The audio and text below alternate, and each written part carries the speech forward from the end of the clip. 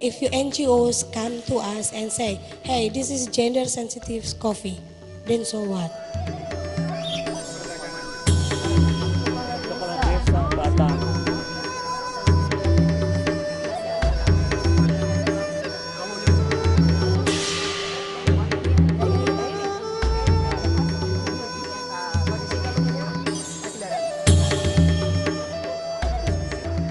We encourage the women participate in the meeting, in training, and everything.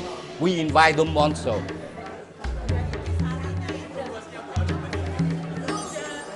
We need more clear indicator which can be implemented in the daily, in a practical way, what it looks like. Because fair trade certification, it is a market-driven approach. The goal is for the social thing, for the good of the farmer and the worker, but our approach, our tools is go through the market. So the market usually they are thinking practically, they are not thinking abstract, so we need to have much more clearly statement on what is the indicators will look like. Gender and sustainability are interrelated in many ways, and it is important for us to understand what underlying social structures are in place and what are the gender roles. Basically, us as a professional associations, whenever we don't see any benefit in anything, it's very difficult to convince us to add more cost to our expenses. So you show us first what is the benefit, and then, okay, so we'll talk later. It's not necessarily about the profit, it's about the consistency of the product being produced. That's based on our experience working with women farmers, with companies that support women especially in their units, that the quality from these places, from these suppliers is usually higher and better and more consistent. And connected to the consistency, also of course profitable.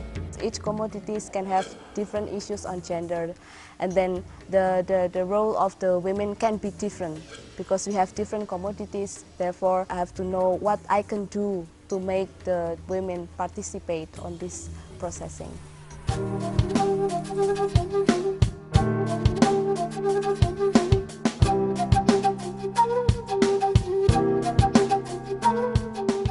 We have just done a study on gender in order to improve the work of the woman and also the quality of the products. The findings we get things like women participate a lot, but their effort were normally not recognized by people, and also their participation in training or in meeting is not so much because they themselves sacrifice themselves for letting husband to go to do that. And Habitats have encouraged women farmers to attend the training.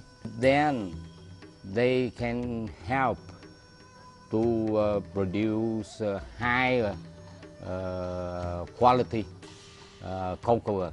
What I saw, the husband complained with the wife because the wife did inappropriate treatment of the farm. It will be influence the quality, and it was rejected by organic certification scheme because close to the farm apply herbicide, and husband understand is not lowered but done by the wife.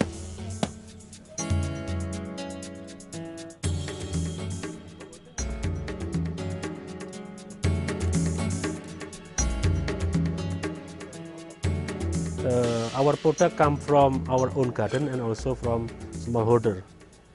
In case of from our own garden, We already have rainforest alien certification. Our smallholder is dominated by women, maybe about 70%. The challenge is how to improve their capacity to do such kind of business, agribusiness in this case. We formulated in the form of corporate social responsibility. The program is how to improve the knowledge, their mindset, especially how they change their old business into the modern business, so there will be similar perspective between company and smallholder.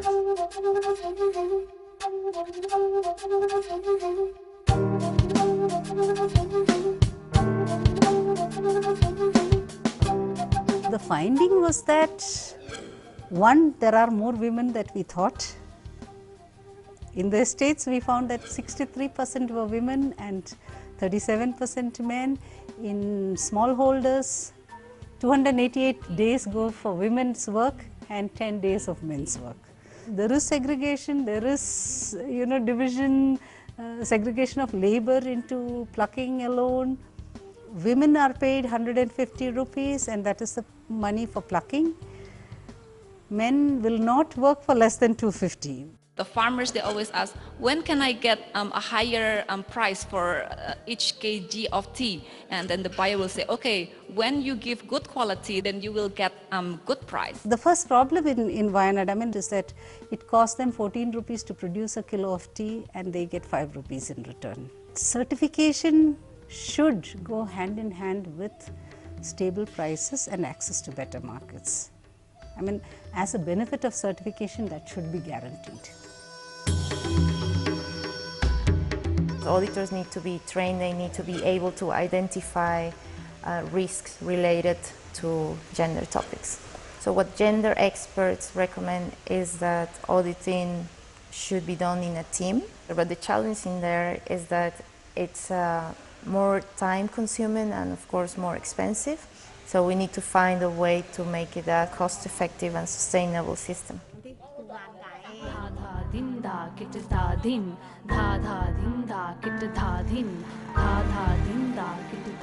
The first in the short term is analysis of gender principles currently in standards. Number 5 is research of gender disaggregated data in value chain.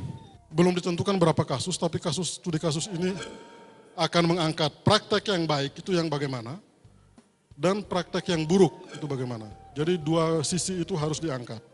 Incentives to encourage land registration in women's or joint names.